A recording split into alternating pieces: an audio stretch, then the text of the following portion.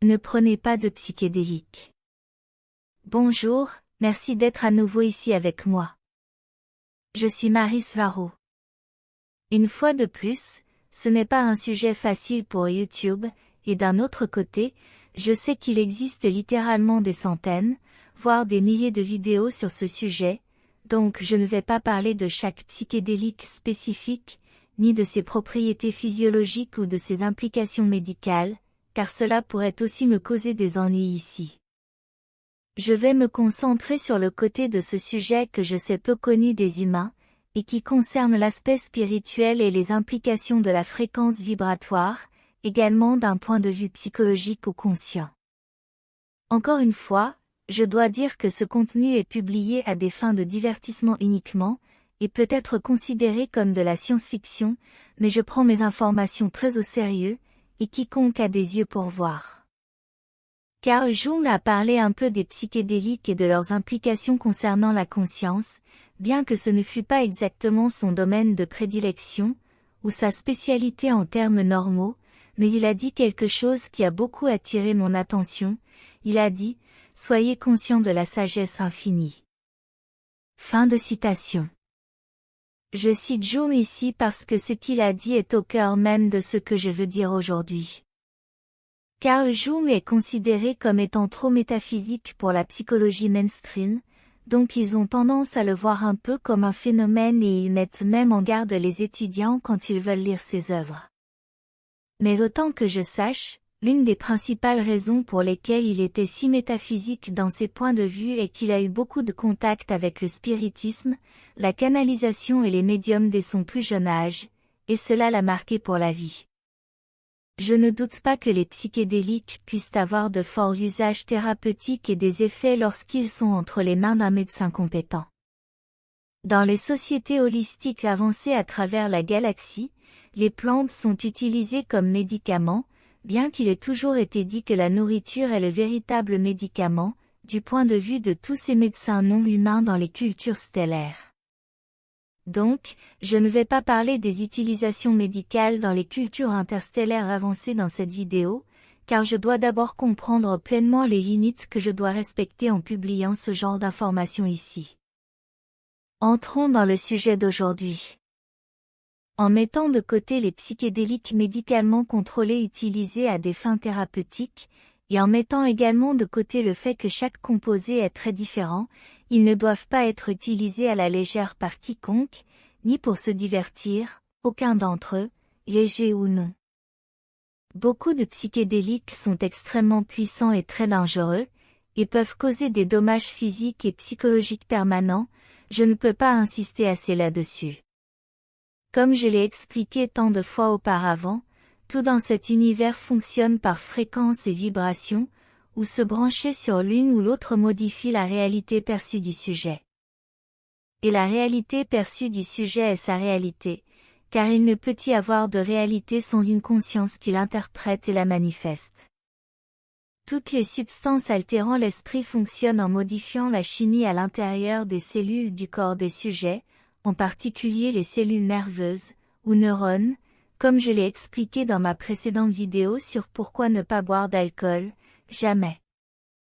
Toutes les substances psychotropes fonctionnent de la même manière que je l'ai décrit dans cette vidéo précédente, et modifier la production et le flux des produits chimiques dans les cellules modifiera leur tension interne et leur capacité de réponse, modifiant leur fréquence existentielle, ce qui modifiera ensuite la vibration entière du sujet. La simple surstimulation des cellules, en particulier des neurones du cerveau, peut entraîner l'épuisement des neurotransmetteurs. Ils s'épuisent car ils ont été contraints de réagir au même stimulus jusqu'à ce que leurs réserves soient épuisées. L'un des meilleurs exemples de cela est le processus de surstimulation de la dopamine, où plus le sujet abuse de la chose qui lui procure du plaisir, plus il aura besoin de produire le même effet, jusqu'à ce qu'il cesse de réagir complètement au même stimuli. Cela se produit après un schéma d'abus, par exemple, et je veux dire l'abus de n'importe quoi.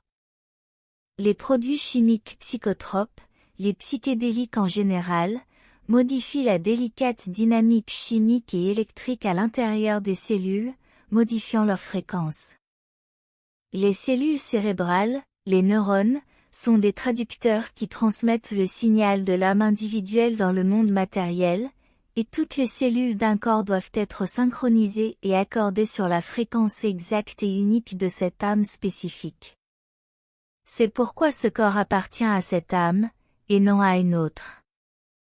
Le corps biologique physique est conçu pour maintenir la perception d'une âme dans une plage très spécifique, qui définit le monde matériel, et c'est le spectre de lumière blanche, ainsi que tout ce que ces autres sens corporels peuvent percevoir. Nous pouvons inclure quelques autres fréquences existentielles que le sujet vivant et dans un corps peut percevoir lorsqu'il utilise des dispositifs technologiques qui augmentent la plage de perception, mais même dans ce cas, le sujet utilise toujours ses 5 à 6 sens pour amener cette plage de perception ajoutée technologiquement dans la conscience du sujet. Avec l'utilisation de psychédéliques et de substances psychotropes, la fréquence des cellules est modifiée, ainsi que toutes leurs réponses et la manière dont elles traduisent ce qui se trouve dans les éthers, dans l'expérience consciente du sujet. Cela signifie que le corps ne maintient plus l'expérience existentielle du sujet dans la plage de fréquences qui définissent le monde matériel. Toutes les fréquences dans les cellules du système nerveux central commencent à fonctionner en disharmonie, avec différentes fréquences dans chaque structure cellulaire, ce qui provoque une traduction complètement chaotique de ce qui se trouve dans les éthers, dans l'expérience consciente du sujet. Les neurones ne filtrent plus toutes les choses qui existent dans d'autres plans d'existence, cela signifie que les neurones commencent à correspondre en fréquence avec les plans astraux inférieurs, avec le monde spirituel, car comme je l'ai mentionné précédemment, les substances psychotropes dures abaissent toujours les fréquences des cellules car elles surchargent leur capacité à répondre aux stimuli. Cela signifie que le sujet perçoit des choses qu'il ne pourrait normalement pas, il semble avoir une expérience transcendantale, capable de voir l'autre côté, le côté de l'esprit ou des morts. Mais le problème n'est pas si simple non plus. Les psychédéliques n'altèrent pas la biochimie de toutes les cellules cérébrales de manière uniforme, certaines en reçoivent plus de la substance que d'autres, et beaucoup peuvent encore fonctionner normalement, mais leurs cellules voisines peuvent ne pas le faire, et tout en même temps. Ce qui a pour conséquence, une expérience existentielle complètement chaotique où le sujet n'expérimente pas un royaume ou un autre, mais voit des parties de l'un et d'autres parties de l'autre, dans un désordre complet, et où ce qui est perçu n'a aucune connexion réelle avec ce qui est à l'extérieur du sujet. Pour aggraver les choses, la surstimulation des cellules nerveuses provoque en leur sein une dépolarisation chaotique, un déclenchement neuronal chaotique. En d'autres termes, ce qui en soi ne répond à aucun royaume, créant une expérience existentielle totalement irréelle et en disharmonie avec la conscience individuelle. En d'autres termes plus normaux, l'individu intoxiqué hallucine seulement, et n'expérimente aucun autre royaume du tout, ou expérimente une combinaison désordonnée d'hallucinations, d'expériences réelles du monde matériel et de plans astraux en même temps, comme mélangés dans un mixeur, et cela ne peut apporter rien de bon à l'individu, seulement lui causer une expérience traumatisante intense, et changer sa vie de manière très négative. En disant tout cela avec des mots différents, l'individu n'expérimente plus ce qu'il ou elle manifeste pour lui-même, cela signifie que le sujet n'est plus dans les royaumes dont la fréquence de son âme est en harmonie vibratoire. Chaque substance psychotrope est différente, et certaines peuvent produire un effet plus ou moins homogène parmi les neurones, causant au sujet d'expérimenter effectivement un autre royaume existentiel, de manière plus ou moins claire, avec peu de stimulation chimique réelle en tant qu'hallucination. Maintenant, parlons de ce qui se passe lorsque le sujet expérimente d'autres royaumes et n'a pas seulement des hallucinations. L'altération chimique dans le cerveau, qui provoque un changement de fréquence, fera en sorte que le sujet expérimente des choses du côté astral, qu'il ou elle ne comprend pas et n'est pas préparé à affronter, et cela peut causer une expérience sérieusement traumatisante. Si le sujet peut voir le côté astral, alors les choses du côté astral peuvent voir le sujet, et cela signifie qu'il ou elle peut être une cible pour des entités astrales qui voudront en bénéficier, exploiter ou quoi que ce soit, le sujet qui perçoit temporairement l'autre côté. Les entités astrales inférieures sont des trompeurs, et elles bénéficient de la peur, elles s'en nourrissent, donc ce qui les intéresse le plus est de provoquer la peur chez la personne qui les perçoit en utilisant des psychédéliques. La peur nourrit les entités car elles les manifestent, elles ont besoin d'un être créateur car elles sont si éloignées de la source qu'elles ne peuvent pas se nourrir directement de leur existence même. Les entités astrales inférieures que la personne sous psychédélique manifestera prendront la forme exacte de ses plus grandes peurs, car elles deviennent une manifestation ou un reflet de la pire chose dans l'esprit et l'imagination de cette personne. Ceci est également utilisé par ces entités astrales inférieures car cela produira la plus grande peur chez le sujet qu'elles veulent exploiter.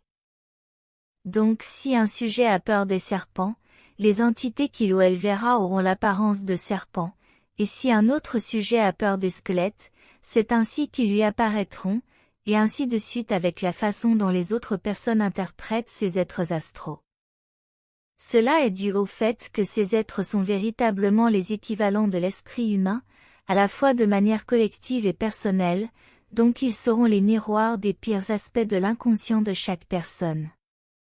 Cela signifie que ce que la personne sous psychédélique verra de l'autre côté ne sera rien d'autre que la matérialisation dans la réalité expérimentale directe du sujet de ses pires qualités en tant que personne, ce sera la manifestation de toutes les mauvaises choses que le sujet ne peut pas ou n'est pas prêt à faire face à lui-même ou à elle-même. Les choses que le sujet a cachées dans les coins les plus sombres de son inconscient, souhaitant ne jamais voir et affronter ces choses à nouveau. Toutes ces mauvaises expériences, et toutes les émotions et réactions traumatiques qu'ils ont eues quand elles se sont produites, tous les monstres sombres dans leurs pires cauchemars et dans leur imagination, se manifesteront soudainement dans leur réalité perçue, tout à coup, devant eux, sans être préparés à les affronter, ni prévenus auparavant que cela pourrait se produire.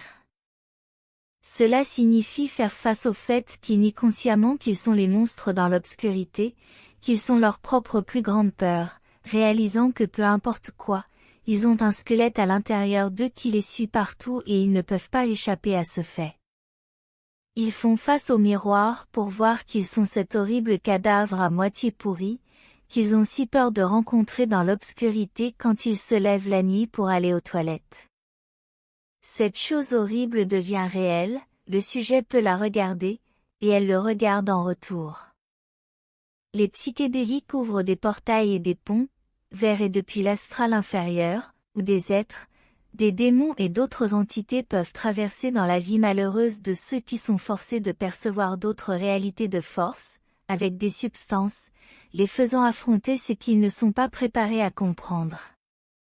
Ces portes et ponts sont très réels, ils deviennent un portail, ou un trou dans la réalité du sujet.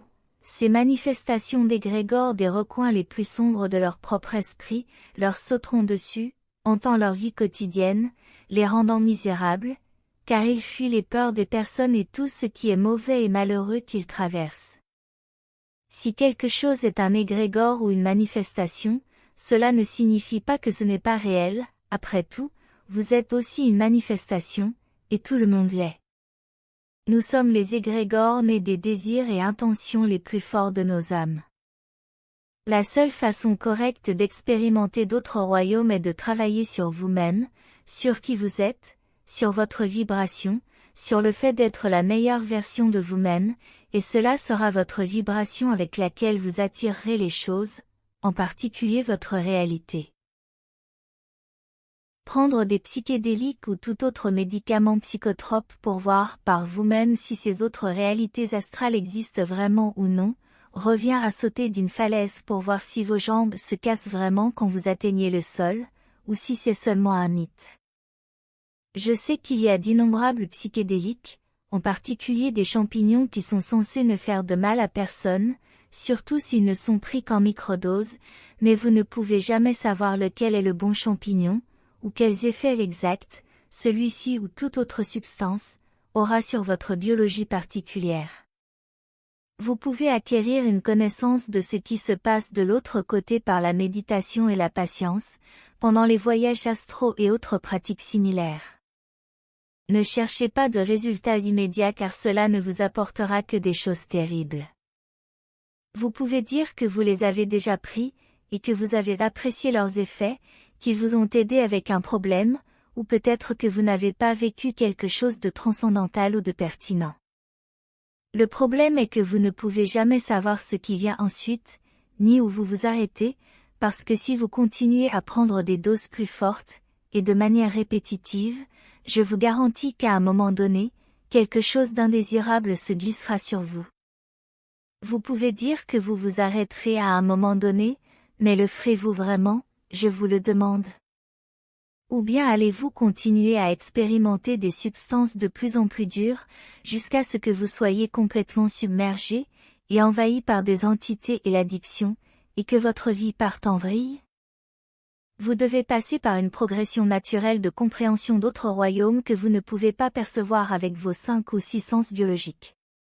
De cette façon, vous pouvez acquérir les connaissances nécessaires pour affronter ce que vous pourriez rencontrer de l'autre côté de manière plus naturelle, comme à travers une méditation profonde ou une projection astrale, où ce que vous rencontrerez sera plus en accord avec votre véritable vibration personnelle.